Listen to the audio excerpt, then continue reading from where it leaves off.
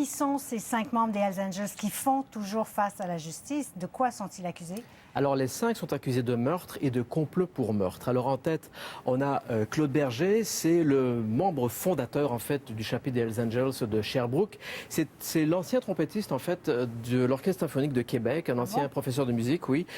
Il est en liberté, il se défend lui-même et aujourd'hui bien, il doit se défendre d'une accusation de 9 meurtres prémédités. Ensuite, son collègue Yvon Tanguay, c'est aussi un des membres fondateurs du chapitre de Sherbrooke. Il y a également les 2 frères, les 2 frères Vachon, François et Sylvain. Et pour terminer la marche, il y a Michel Vallière. Alors, les accusations de meurtre prémédité, c'est 9, 7, 5, 7 et 9. Bon, on le voyait dans le reportage, le procès Shark n'a pas éradiqué les Hells Angels. Au contraire, ils sont toujours très présents. Et ils ne sont pas seulement au Québec, ils ont des activités aussi ailleurs au Canada. Ils sont vraiment répartis un peu partout. En fait, ils ont 31 chapitres au Canada, 380 membres à peu près.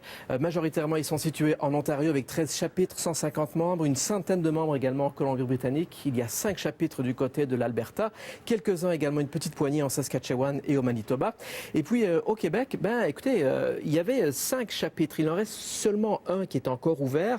Ils ont réussi à le maintenir ouvert de peine et de misère parce qu'il faut qu'ils aient au moins 6 membres en règle qui ne sont pas sous l'effet de conditions judiciaires. Alors imaginez-vous, c'est un peu compliqué d'en trouver pour se reconstituer. Pour l'instant, ils auront encore un bassin de 60-70 membres qui peuvent régner sur le marché du Québec. Donc, et ils ont évidemment d'autres clubs écoles pour les aider.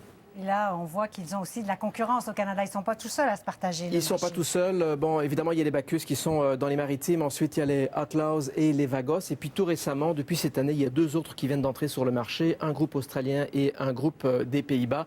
Il y a les Rebels de l'Australie et les Satudara des Pays-Bas. Donc, vous voyez, il y a de la concurrence. Merci Frédéric pour ces détails.